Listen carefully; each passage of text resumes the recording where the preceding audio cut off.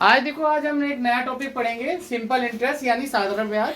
इसके बारे में सबसे पहले हम जानते हैं इंटरेस्ट यानी ब्याज होता क्या है। When a person borrow takes money loan from another person और a bank lender, then the borrow pay some extra money to lender.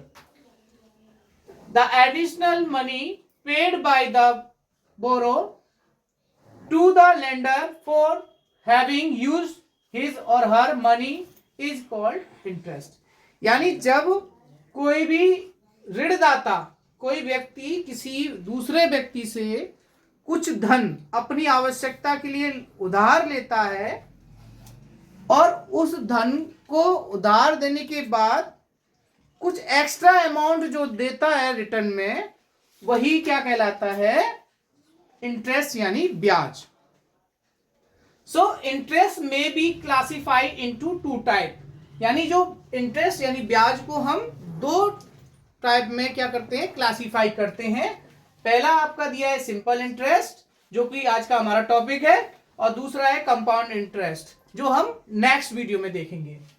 If the interest on a certain sum borrow for a certain period is calculate uniformly, then it is called simple interest. और in SI the interest is calculated only on the principal borrow, यानी इसमें जो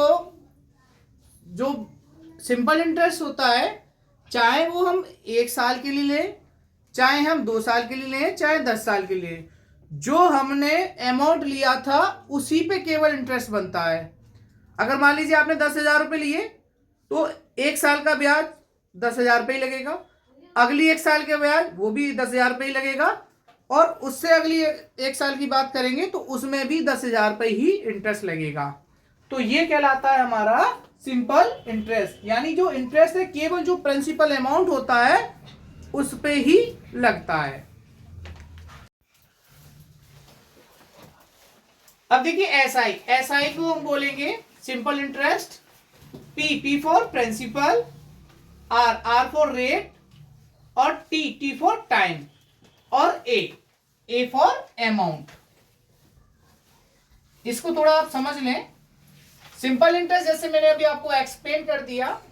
principal क्या होता है? Principal जो धनराशि हम उधार लेते हैं वो कहलाता है आपका प्रिंसिपल, हिंदी में इसको मूलधन कहते हैं। रेट का मतलब होता है दर, यानी वो किस परसेंट पे आप ले रहे हैं, 5%, 10%, वो डिपेंड करता है रेट पर। आगे दिया है टाइम पीरियड, वो समय अवधि की जो धनराशि है आप कितने समय के लिए ले रहे हैं, 1 साल के लिए, 2 साल के लिए, 3 साल के लिए, वो सब टाइम पीरियड कहलाता है। और आपका अमाउंट, जब आपका समय अवधि पूरा होने के बाद आप प्रिंसिपल और इंटरेस्ट दोनों को कैलकुलेट करके यानी ऐड करके जब हम वापस देते हैं, वो बनता है हमारा अमाउंट। तो यहाँ पे एसआई यानी सिंपल इंटरेस्ट निकालने के लिए एक फॉर्मूला यूज करेंगे आप। SI is equal to P into R into T upon 100। इस बात का ध्यान रखना, ये केवल सिंपल इंटरेस्ट निकालने के लिए ही यूज करते हैं, कंपाउंड इंटरेस्ट निकालने के लिए अलग मेथड होता है। थोड़ा इधर ध्यान रखें। इसी फॉर्मूले से 3 फॉर्मूले और बन जाएंगे। अगर मान लीजिए आपको प्रिंसिपल पूछा हो तो SI into 100 upon R into T, और अगर आपसे रेट निकालना हो तो SI इंटू 100 फिर P इंटू टी, और अगर आपको टाइम निकालना हो तो SI into 100 upon T into R. इन तीनों फॉर्मूले का यूज करके आप अगर रेट पूछा हो तो रेट निकाल देंगे, प्रिंसिपल पूछा होगा तो प्रिंसिपल निकाल देंगे, और टाइम पूछा होगा तो टाइम निकाल देंगे। अब पूछ लिया जाए आपसे अमाउंट, तो इसके लिए एक फॉर्मूला बनता है। तो A इज इक्वल टू होता है आपका P प्लस SI, यानी P for principal, S for SI। तो यहां से फिर हम अमाउंट को फाइंड कर सकते हैं।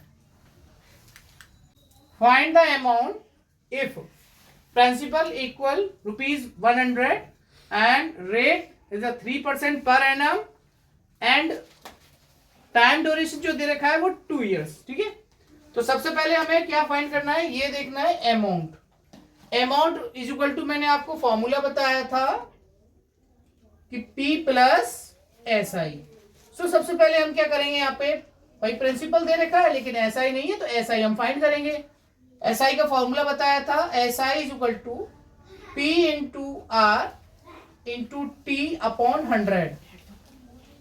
तो जो प्रिंसिपल है वो हमारा दे रखा था 100 rupees into rate 3% and time duration is 2 years and 100 से 100 डिडक्ट कर देंगे, 3 2 जा 6, यानी इसका जो सिंपल इंटरेस्ट बन रहा है वो 6। अमाउंट निकालेंगे तो ₹100 plus ₹6 is equal to ₹106। This is a answer.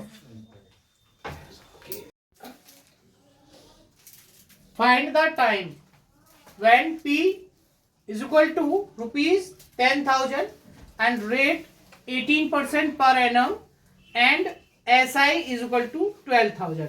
यानी यहाँ पे हमको क्या करना है, टाइम निकालना है, जबकि प्रिंसिपल आपको दे रखा है 10,000 एंड रेट दे रखी है 18% पर एनम और SI दे रखा है 12,600। तो मैंने आपको एक फॉर्मूला अभी बताया था कि time is equal to SI into 100 upon P into R। Then इसकी वैल्यू पुट कर देंगे, SI 12,600 इंटू 100 ₹10,000 इंटू 80%। अब इससे 1 1 1 ये 0 कट जाएंगी, इसका इससे डिवाइड दे देंगे, 126 अपॉन 80 इससे कट जाएगा,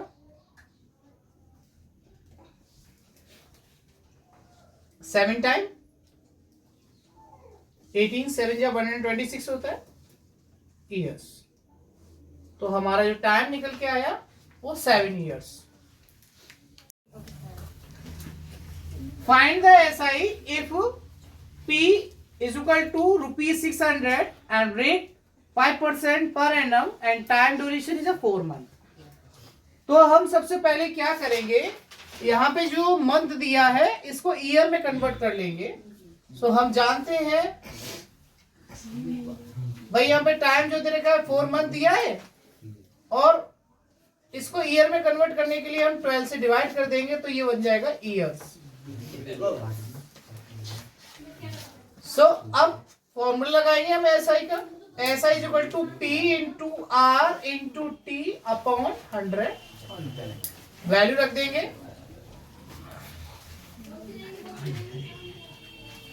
एंड टाइम ड्यूरेशन दे रखा था 4, 100 इंटू 12, 0 से 0 डिडक्ट कर देंगे, 6 2 जा 12 एंड 2 से इसको डिडक्ट कर देंगे 2 टाइम।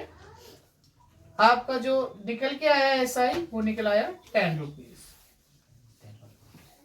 तो सबसे पहले इस तरीके के सवाल आते हैं, तो जो मंथ है पहले उसको ईयर में कन्वर्ट कर लेंगे।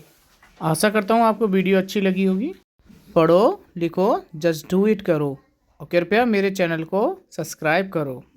Thanks, bye bye.